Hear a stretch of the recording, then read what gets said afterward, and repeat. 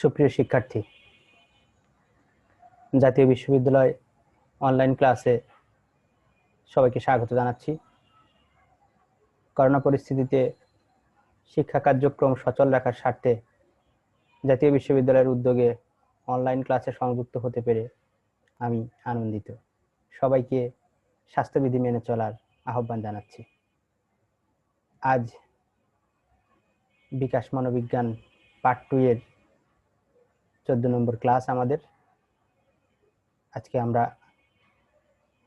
আলোচনা করতে যাচ্ছি অ্যাডজাস্টমেন্ট উইথ ডেথ অ্যান্ড বেরিভমেন্ট। আমি নিত্যানন্দ গাইন, প্রভাষক, মনোবিজ্ঞান বিভাগ, হাবিবুল্লাহ বাহার কলেজ। সবাইকে আরো একবার শুভেচ্ছা জানিয়ে শুরু করছি আমাদের আজকের ক্লাস।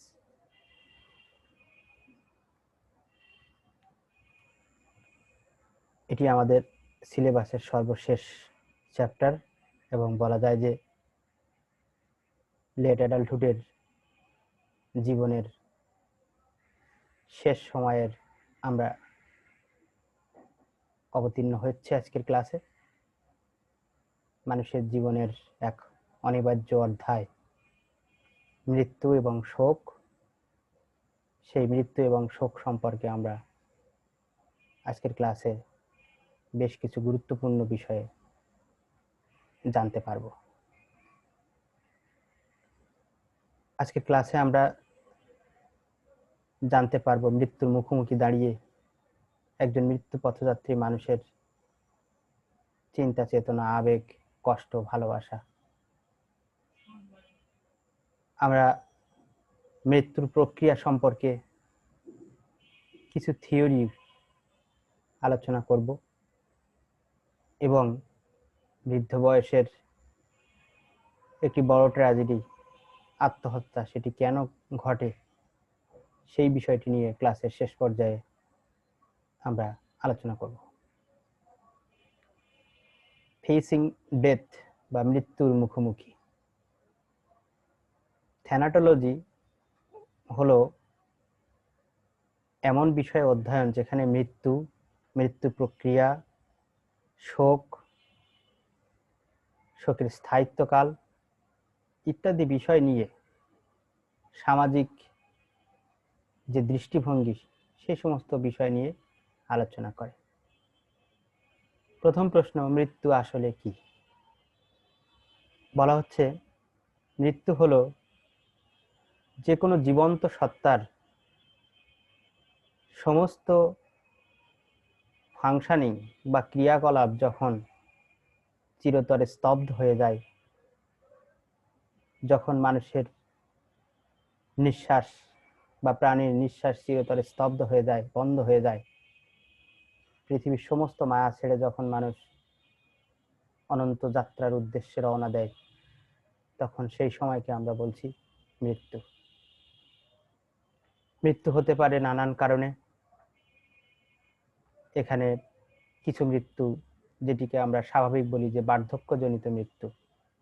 বৃদ্ধ হলে একটা সময় গিয়ে শরীর আর মানুষের নিজের নিয়ন্ত্রণে থাকে না, সমস্ত দিক দিয়ে অবনতি শুরু হয় এবং স্বাভাবিকভাবে মৃত্যুর কোলে ঢলে পড়ে। অপুষ্টিজনিত কারণে মৃত্যু হয়, নানাবিধ রোগের কারণে মৃত্যু হতে পারে। আরেকটি মৃত্যু আছে যেটি আসলে মানুষ বাধ্য হয়ে নিজের জীবনকে শেষ করে দেয়, অর্থাৎ যেটিকে আমরা বলছি আত্মহত্যা। এছাড়া মার্ডার বা খুন এবং বিভিন্ন রকম দুর্ঘটনাজনিত কারণেও মৃত্যু হতে পারে। মৃত্যুর পরপরই যে কোনো জীবন্ত সত্তার পচন শুরু হয়, অর্থাৎ মরে যাওয়ার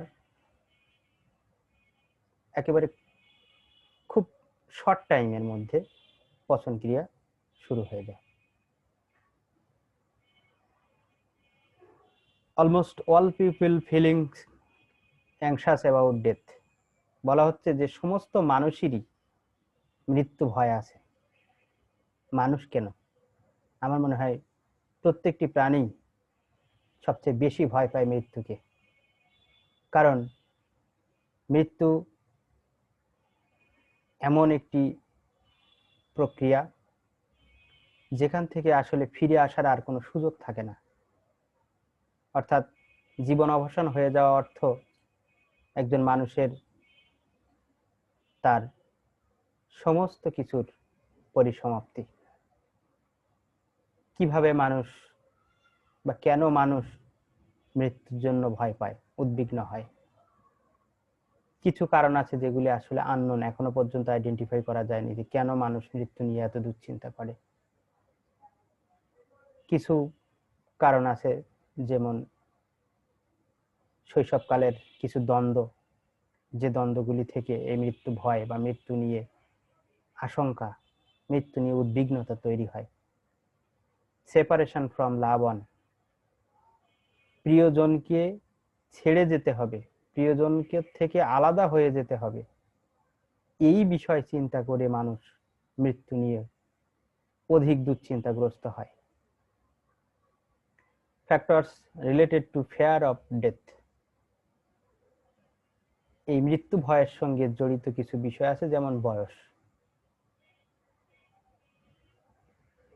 যে সমস্ত মানুষের বয়স কম,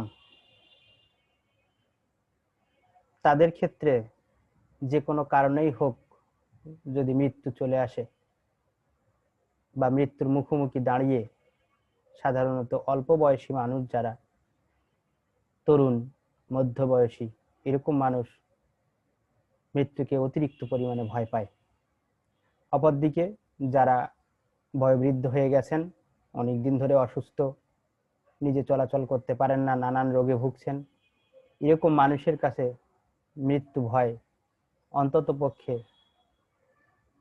এই অল্প বয়সী মানুষদের তুলনায় কম হয়। লাইফ স্যাটিসফ্যাকশন, মানুষ যদি জীবনে খুব সুখী হয়, তাহলে সেই পৃথিবীর মায়া ছেড়ে কখনোই চলে যেতে চায় না। এই পৃথিবীটা তার কাছে স্বর্গের মতো মনে হয়।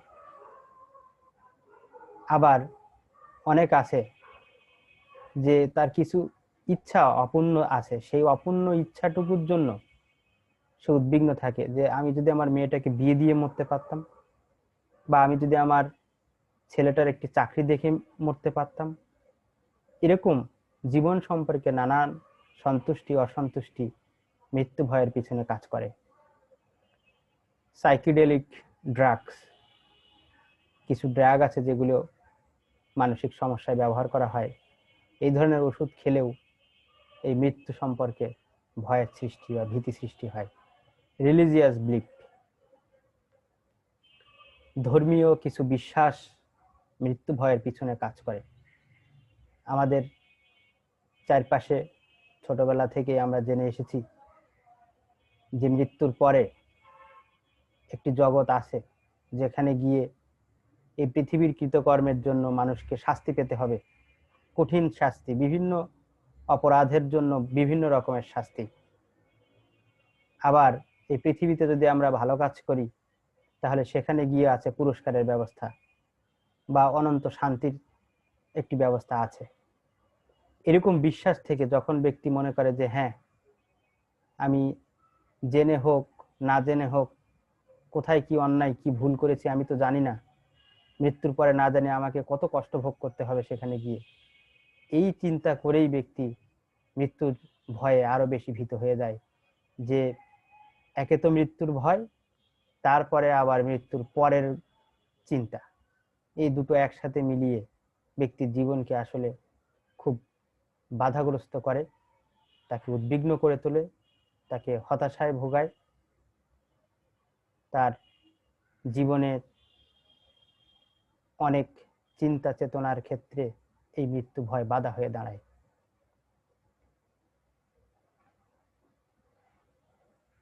আমরা এখন দেখব যে কিভাবে মানুষ মৃত্যু সম্পর্কিত উদ্বেগ প্রকাশ করে। তার মধ্যে যদি মৃত্যু সম্পর্কিত কোনো ভয় থাকে, উদ্বেগ থাকে, টেনশন থাকে, সেগুলি কিভাবে প্রকাশ করে। বলা হচ্ছে যে দুটি উপায়ে মানুষ এই মৃত্যু সম্পর্কিত বিষয়ে উদ্বেগ প্রকাশ করে থাকে। একটি অ্যাভয়েডেন্স অর্থাৎ মৃত্যুকে কিভাবে এড়িয়ে যাওয়া যায়, আরেকটি চ্যালেঞ্জ, মৃত্যুকে চ্যালেঞ্জ জানানো, যে মরে গেলে যাব, কি হবে, একবারই তো মরবো, মানুষ তার বারবার মরে না। আর আরেকটি দিক যেটি আমরা বলছি অ্যাভয়েডেন্স, সেখানে সর্বদা মৃত্যুকে এড়িয়ে যাওয়ার একটি প্রচেষ্টা থাকে। যদিও পৃথিবীর কারোরই এই মৃত্যুকে এড়িয়ে যাওয়ার কোনো সম্ভাবনা বা কোনো সুযোগ অন্তত এই মুহূর্তে নেই। Person avoid situation that remind him of death. যে সমস্ত ব্যক্তিরা মৃত্যু ভয়কে এড়িয়ে যেতে চান, তারা এমন কোনো বিষয় চিন্তা করতে চান না যার সাথে মৃত্যু সম্পর্কে কোনো বিষয় জড়িয়ে আছে। এই অ্যাভয়েডেন্সটা আবার দু রকমের, একটি সচেতন ভাবে অ্যাভয়েডেন্স করে, আর একটি অসচেতন ভাবে অ্যাভয়েড করে যায়। সচেতন ভাবে যেটি অ্যাভয়েড করে সেটি কেমন? রিফিউজ টু গো টু ফিউনারেলস, কোনো অন্ত্যেষ্টিক্রিয়া, কোনো জানাজা অনুষ্ঠানে না যাওয়া, কারণ সেখানে গেলেই ওই পরিস্থিতিতে তাকে মৃত্যু ভয় আরো বেশি পেয়ে বসবে, তাই সে ওই বিষয়গুলো এড়িয়ে চলে সচেতন ভাবে, ইচ্ছা করেই যায় না। আর অসচেতন ভাবে being too busy to help out a dying person, অনেক ক্ষেত্রে দেখা যায় যে তারা এমন ব্যস্ততা দেখায় যে আসলে মৃত মানুষের পাশে যাওয়ার মতো সময় তার হাতে নেই। এটি কিন্তু অনেক ক্ষেত্রে আনকনসাসলি সে করে ফেলতে পারে। বা আবার রোগীর সেবা যত্ন বেশি বাড়িয়ে দিয়ে সেই মৃত্যু ভয়কে অতিক্রম করে যেতে চায়। এখন আমরা আসবো challenging. People deliberately and repeatedly put themselves in dangerous life threatening situation, অর্থাৎ ক্রমশ ব্যক্তি যখন নিজেদেরকে ইচ্ছাকৃতভাবে বিপজ্জনক পরিস্থিতির মধ্য দিয়ে নিয়ে যান ইচ্ছা করে, এবং এভাবে সে মৃত্যু ভয়কে জয় করতে চায়। যেমন আকাশ থেকে লাফ দেওয়া, যেটাকে আমরা বলছি স্কাই ডাইভিং। আকাশ থেকে অনেক উঁচু থেকে লাফ দিল, এমন হতে পারে নিচে পড়ার আগ মুহূর্তে যদি তার প্যারাশুটটি না খোলে তাহলে অবধারিত মৃত্যু।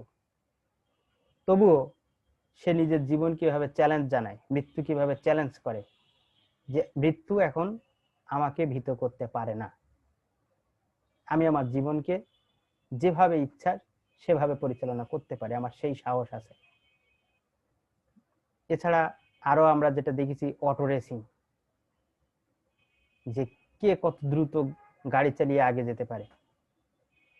রক ক্লাইম্বিং, পাহাড়ে চড়ার যাদের শখ, যাদের ইচ্ছা আছে, দেখা গেছে যে উঁচু উঁচু পাহাড়ে উঠে যাচ্ছে, সেখান থেকে সামান্য একটু পদস্খলন ঘটলেই অবধারিতভাবে মৃত্যু হবে। তবুও এই সমস্ত ব্যক্তিরা মৃত্যুকে চ্যালেঞ্জ জানিয়ে তারা এই দুঃসাহসিক অভিযানে যান। এছাড়া যে সমস্ত যোদ্ধারা যুদ্ধে যান, সেই যোদ্ধারা কিন্তু মৃত্যু ভয়কে সরাসরি চ্যালেঞ্জ জানিয়ে যুদ্ধে যান, কারণ তারা জানেন যে কোনো মুহূর্তে সে নিজে মরতে পারে অথবা কাউকে মারতে পারে। তো এরকম পরিস্থিতির মধ্যে দিয়ে গিয়ে মৃত্যুকে বা মৃত্যু ভয়কে এড়িয়ে যাওয়ার বা মৃত্যু ভয়কে জয় করার সুযোগ আছে। প্রসেস অফ ডাইং, মৃত্যু প্রক্রিয়া। এই কিভাবে মৃত্যু হয় সেই প্রক্রিয়ায় যাওয়ার আগে একটি বিষয় আমাদেরকে একটু জেনে নিতে হবে, সেটি মৃত্যুটি আসলে কেমন করে হয়। বলা হচ্ছে যে যদি আমাদের 10 মিনিট ধরে কোনো শ্বাসকার্য না চলে, আমাদের ব্রেন ফাংশনিং যদি কাজ না করে, তাহলে ধরে নেওয়া যায় যে মানুষের বা প্রাণীর মৃত্যু হয়েছে। যদি 5 মিনিট আমাদের মস্তিষ্কে অক্সিজেন সরবরাহ বন্ধ হয়ে যায়, তাহলে মস্তিষ্কের কোষকলাগুলো মৃত্যুবরণ করতে থাকে, যা আমাদের জীবন অবসানের জন্য প্রধানত নির্দেশক হিসেবে কাজ করে থাকে। এই কুবলার রস 1969 সালে প্রায় 100 অধিক মানুষ, মৃত্যু পথযাত্রী মানুষের উপর গবেষণা করে তিনি কিভাবে মৃত্যু হয় সেই প্রক্রিয়াটিকে কয়েকটি ধাপে বর্ণনা করার চেষ্টা করেছেন। তবে কুবলার-রস এটি বলেছেন যে এই প্রক্রিয়া যে সবার ক্ষেত্রে সমানভাবে আসবে তেমনটি নয়। তো আমরা দেখে নিব সেই 5টি স্তর আসলে কি। রস বলছেন প্রথম স্টেজটি হলো অস্বীকার করা, দ্বিতীয় স্টেপ হলো ক্রোধ, তৃতীয় স্টেপ বোঝাপড়া করা, চতুর্থ স্টেপ বিষণ্ণতা, পঞ্চম স্টেপে গিয়ে মৃত্যুকে ব্যক্তি বাধ্য হয়ে মেনে নেয়। এখন আমরা এই স্টেজগুলোর একটু বিস্তারিত বর্ণনায় যাচ্ছি। ডিনায়াল বা অস্বীকার। প্রথমত যখন কোনো অসুস্থ রোগী জানতে পারে যে তার রোগটি আর সুস্থ হওয়ার কোনো সম্ভাবনা নেই, অর্থাৎ তার অবধারিত মৃত্যু হবে, এই খবরটি শোনা মাত্রই সে এটি মেনে নিতে পারে না। তখন সে নিজের মধ্যে একটি ডিফেন্স মেকানিজম অ্যাপ্লাই করে এই মৃত্যুর সাথে উপযোজন করতে শুরু করে। সে তখন বলতে পারে, না না, আমার তো এমন কোনো রোগ হয়নি, আমি তো দিব্যি সুস্থ আছি, ডাক্তার কি করে বললো যে আমার এই রোগ ভালো হবে না, আমি মারা যাব। অর্থাৎ সে বলবে যে টেস্টে কোথাও ভুল আছে, আমি সুস্থ আছি। সে তখন আগের চেয়ে আরো বেশি সুস্থতা প্রকাশের দিকে বা সবার দৃষ্টি আকর্ষণ করার চেষ্টা করবে এবং নিজের মনকে এই কথা বলে বোঝানোর চেষ্টা করবে যে না, এখনো আমার মৃত্যুর সময় আসেনি, আমি এখনো বাঁচব। এই সময় সাধারণত সে চ্যালেঞ্জ জানায় ডাক্তারি পরীক্ষাকে। তার চিন্তা ভাবনা এমন হয় যে ভুল রিপোর্টের কারণে এমনটি বলা হচ্ছে। দ্বিতীয় স্টেজে এসে তার ভিতরে রাগ বা ক্রোধের উদ্রেক হয়। সে মনে করে যে সৃষ্টিকর্তা বা ডাক্তারেরা বা তার ফ্যামিলির লোকজন তার সাথে চিট করেছে, তার সাথে প্রতারণা করছে, এবং তার মধ্যে তখন হতাশার জন্ম হয়। সে তখন ঈশ্বরের কাছে বলতে থাকেন যে ঈশ্বর, এই পৃথিবীতে আমার এমন কি অন্যায় ছিল, আমি তোমার সাথে কি দোষ করেছিলাম, আমার অপরাধ কি যে এক্ষুনি আমাকে নিয়ে যেতে হবে, এই পৃথিবী ছেড়ে এক্ষুনি কেন আমাকে যেতে হবে? এই পৃথিবীতে কত মানুষ আছে যারা কত রকমের অন্যায় করেও দিব্যি সুস্থভাবে বেঁচে আছে, আমার ক্ষেত্রে কেন এই অপমৃত্যু? কেন অসময়ে আমাকে আমার আত্মীয় স্বজন, আমার প্রতিবেশী, আমার প্রিয়জনদেরকে কেন ছেড়ে যেতে হবে? সে তখন দোষারোপ করতে থাকে। এরপর 3 নম্বর স্টেপে এসে যেটি হবে সেটিকে আমরা বলছি বার্গেনিং বা বোঝাপড়া।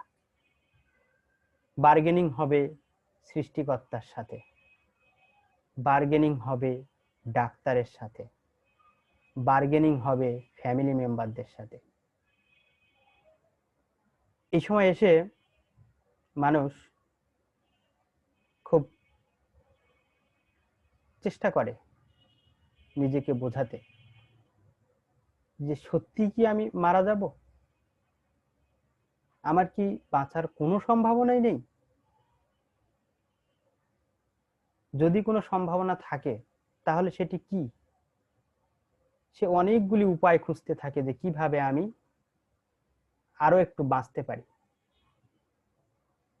যখন দেখা যায় যে আর কোনো সুযোগ নেই, তখন সে আস্তে আস্তে মৃত্যুকে মেনে নেওয়ার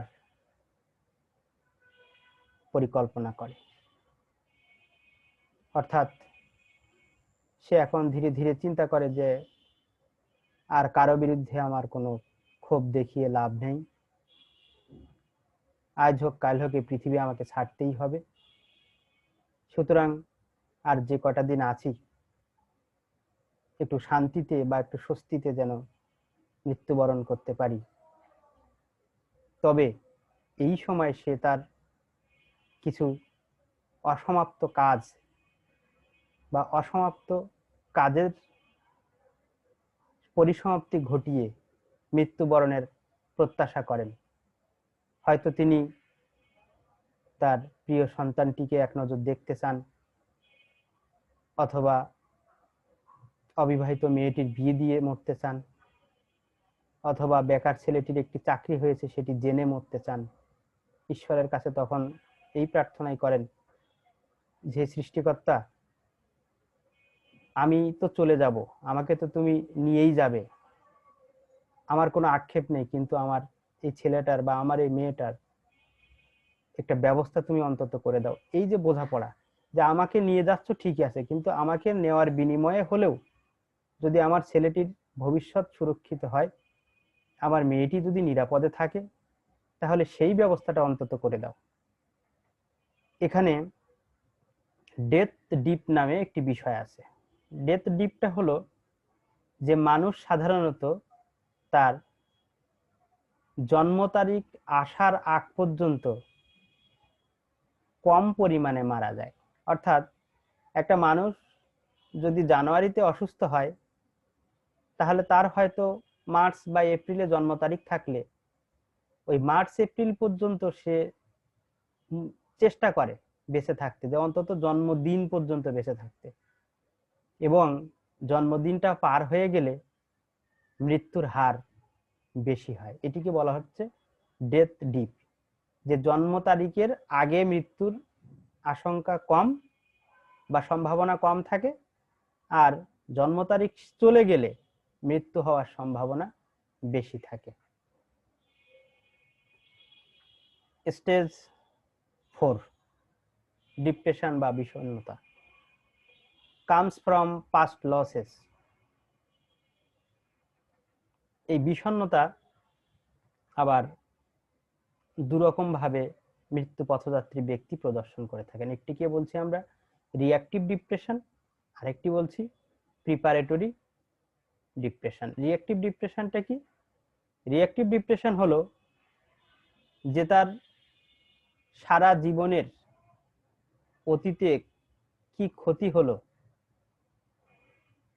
কি তার না পাওয়া ছিল, সেই সমস্ত বিষয় নিয়ে তার মধ্যে লজ্জা এবং অপরাধ বোধ কাজ করতে থাকে, যে ইস, কি ভুলটাই না করেছি, ইচ্ছাকৃতভাবে আমি একজনকে ফাঁসিয়ে দিয়েছিলাম, এটি আমি না করলেও পারতাম। অর্থাৎ তার যত রকমের অপকর্ম আছে, সেই অপকর্মগুলি তখন তার সামনে চলে আসে, এবং সেই অপকর্মের কারণে তিনি তখন অনুশোচনায় ভুগতে থাকেন, লজ্জায় পড়ে যান, অপরাধ বোধে পড়ে যান। এরপরে আরেকটি হলো প্রিপারেটরি ডিপ্রেশন। প্রিপারেটরি ডিপ্রেশনটা হচ্ছে যখন ব্যক্তি বুঝতে পারে যে আসলে মৃত্যু আর বেশি দূরে নেই, মৃত্যু খুব সন্নিকটে, তখন এই পৃথিবীর সমস্ত বস্তুর মায়া ধীরে ধীরে তিনি ত্যাগ করতে থাকেন, এবং এই সময়ে যে সমস্ত জিনিসে হয়তো অতীতে তিনি কাউকে ছুঁতেও দেননি, হাত দিতে দেননি, সেই প্রিয় জিনিসগুলি প্রিয় মানুষদের মধ্যে ভাগ বাটোয়ারা করে দেন, বন্টন করে দেন, এবং এই পৃথিবী ছেড়ে যাওয়ার আগে তিনি একটি নিরবিচ্ছিন্ন বিশ্রাম চান, যে বিশ্রাম অনন্ত যাত্রার আগে একটুখানি জিরিয়ে নেওয়া। এই সময়ে মানুষ নির্জনতা বেশি পছন্দ করে। সেই জন্য প্রিয় মৃত্যু পথযাত্রী মানুষকে দেখতে যাওয়ার সময় তার সম্মুখে কোনো হতাশার কথা বলে তার কষ্ট বাড়ানো ঠিক নয়, বরং এ সময় তার হাতে হাত রাখলে, তার পাশে বসলে, অল্প কিছু সময় অতিবাহিত করলে তিনি একটু শান্তি পাবেন।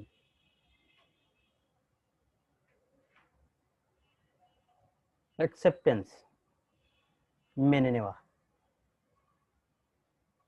এটি একেবারে জীবনের সাহান্যে এসে পৌঁছে যাওয়া, অর্থাৎ সময় আর বেশি হাতে নেই। যে কোনো মুহূর্তে এখন এই পৃথিবীর সমস্ত মায়া কাটিয়ে অনন্ত যাত্রায় পাড়ি দিতে হবে, যেখানে পরিচিত কেউ নেই, যেখানে ব্যক্তি সম্পূর্ণ একা, একটি অনিশ্চিত কৌতূহলী মৃত্যুর পরের জীবন, সেই জীবন না জানি কেমন, যেখানে গিয়ে প্রিয় মানুষের মুখটি পর্যন্ত দেখার সৌভাগ্য হবে না। কতদিন তাকে একা থাকতে হবে কে জানে। এই সমস্ত বিষয় চিন্তা করে ব্যক্তি ধীরে ধীরে শান্ত হয়ে আসেন, বাস্তববাদী হয়ে যান। মৃত্যু সম্পর্কে ভয় একেবারেই তখন কমে আসে, কারো প্রতি কোনো রাগ আর থাকে না, এবং এই সময়টিকে বলা হচ্ছে the final rest before the long journey, অর্থাৎ দীর্ঘ যাত্রার পূর্বে শেষ বিশ্রাম। এই সময়ে মৃত্যু পথযাত্রী মানুষকে আপনার ভালোবাসা প্রকাশ করতে ভুলবেন না, ভয় পেয়ে দূরে সরে যাবেন না, তাকে সাহস দিন, তাকে শান্তিতে ঘুমাতে দিন, তাকে ভালোবাসায় চিরবিদায় জানান।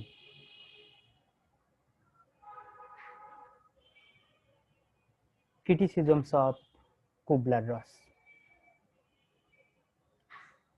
এই কুবলার-রস মৃত্যু প্রক্রিয়ার যে তত্ত্বটি দিয়েছেন সেটি অন্যান্য সকল তত্ত্বের মতোই কিছু সীমাবদ্ধতা অবশ্যই আছে, যে সীমাবদ্ধতাগুলির মধ্যে বলা হচ্ছে যে উনি যে স্টেজগুলির কথা বলেছেন সেগুলি আসলে সবার ক্ষেত্রে সমানভাবে দেখা যায় না। যে সমস্ত মানুষের আকস্মিক মৃত্যু ঘটে তাদের ক্ষেত্রে এই প্রক্রিয়াগুলো মানার কোনো সুযোগ বা সময় তাদের হাতে থাকে না। এই প্রক্রিয়াটি শুধুমাত্র সেই সব মানুষদের ক্ষেত্রে প্রযোজ্য যারা কিনা দীর্ঘ রোগ ভোগ করছেন, বার্ধক্যজনিত সমস্যায় অনেক দিন অসুস্থ অবস্থায় আছেন, যারা মরার আগে মৃতপ্রায় হয়ে আছেন বহুদিন ধরে, সেই সমস্ত মানুষদের ক্ষেত্রে এই 5টি প্রক্রিয়া হয়তোবা থাকতে পারে, তবে সব প্রক্রিয়া সবার মধ্যে থাকবে এমন নয়। কিছু কিছু মানুষের হয়তো অস্বীকৃতি স্টেপে আসার পরপরই মৃত্যু হয়ে যেতে পারে, অর্থাৎ বাকি স্টেপগুলোতে তার আর অ্যাডজাস্টমেন্ট বা সেই প্রক্রিয়াটি হওয়ার সুযোগ থাকে না। আমরা হয়তো রোগী শুনলো, আজকে শুনেছে যে তার মৃত্যু হবে, ক্যান্সার 3rd স্টেজে আছে, হয়তো 2-3 দিনের মধ্যে হঠাৎ সে মারা গেল। সেক্ষেত্রে কিন্তু তার আর এই স্টেপগুলি সব ধাপে ধাপে মৃত্যুকে বরণ করে নেওয়া, যেটি আমরা বলছি, সেটি সম্ভব হয় না। এবং এই স্টেজগুলি যে ঠিক এরকম 5টি অর্ডারে একের পর এক আসবে এমন নয়, কোনোটা আগে কোনোটা পরেও আসতে পারে। তবুও একথা অস্বীকার করার কোনো সুযোগ নেই যে কুবলার-রস যেভাবে শতাধিক মানুষের মৃত্যু পথযাত্রী মানুষের উপরে ইন্টারভিউ বা সাক্ষাৎকার নিয়ে যে থিওরি তিনি দিয়েছেন, সেটিকে পুরোপুরি অস্বীকার করার কোনো সুযোগ নেই। এবং যদিও তত্ত্বটি বর্ণনামূলক, তবুও সেটি আমার মনে হয় যথেষ্ট প্রাসঙ্গিক। প্যাটিসন ডেসক্রিপটিভ মডেল। প্যাটিসন 1977 তিনি 3টি ফেজের কথা বলেছেন, যে 3টি ফেজের মধ্যে মানুষের মৃত্যু প্রক্রিয়াটি সম্পন্ন হবে। উনি প্রথম ফেজকে বলছেন অ্যাকিউট ফেজ। এই অ্যাকিউট ফেজের সাথে কুবলার-রসের ডিনায়াল ফেজের অনেক মিল আছে। প্যাটিসন বলছেন এই পর্যায়ে এসে ব্যক্তি সর্বপ্রথমে মৃত্যুকে অস্বীকৃতি জানাবে, ডাক্তারকে চ্যালেঞ্জ জানাবে, আপনাদের কোথাও ভুল হচ্ছে, আমি অসুস্থ নই, ভালো করে চেক করে দেখুন রিপোর্ট। কোনোভাবেই সে মেনে নিতে পারে না। এই পর্যায়ে এসে সে সৃষ্টিকর্তাকে দোষারোপ করে, আবার তার কাছে প্রাণ ভিক্ষাও চায়। এরকম মিশ্র প্রতিক্রিয়ার মাধ্যমে এই স্টেজটি অতিক্রম করার পর ব্যক্তি ক্রনিক লিভিং ডাইং ফেজে এসে পৌঁছায়। ক্রনিক লিভিং ডাইং ফেজটা হচ্ছে এমন যে একবার বাঁচি একবার মরি, বাঁচা মরার একটা দোলা চালে থাকা। কখনো কখনো ব্যক্তি মনে হয় যে না আমি সুস্থ হয়ে গেছি, তার মধ্যে এরকম একটি চিন্তা চেতনা চলে আসে, না আমি সুস্থ হয়ে গেছি, আমি মনে হয় ভালো হয়ে গেছি, সৃষ্টিকর্তা বোধহয় আমাকে সুস্থ করে দিয়েছেন। আবার হঠাৎ করে অসুস্থতা যখন বাড়ে তখন তার মধ্যে মনে হয় যে না আর বোধহয় হবে না, আমার যাওয়ার ডাক এসে গেছে। Terminal phase. টার্মিনাল ফেজটি হলো যেটিকে কুবলার-রস অ্যাকসেপ্টেন্স ফেজ বলছেন। অর্থাৎ এই টার্মিনাল ফেজে এসে ব্যক্তি মৃত্যুকে মেনে নেয়। তার আর মৃত্যু ভয় থাকে না, কারো প্রতি রাগ থাকে না, এবং সে সম্পূর্ণ আশা হারিয়ে ফেলে এবং শতভাগ নিশ্চিত হয়ে যায় যে আর এই পৃথিবীতে তার বেশিক্ষণ থাকা হবে না। সুতরাং অনন্ত যাত্রায় শুরু করার পূর্বে তিনি তখন বিশ্রামে থাকতে চান, ঘুমাতে চান, এবং প্রত্যাশা করেন যেন ঘুমের মধ্যে একটি কষ্টবিহীন মৃত্যু যেন তার হয়, তাকে যেন বেশি কষ্ট পেতে না হয়, এরূপ প্রত্যাশা করেন। Causes of suicide in old age. বৃদ্ধ বয়সে আত্মহত্যার কারণ। আত্মহত্যা যুগ যুগ ধরে কালে কালে এটি ছিল,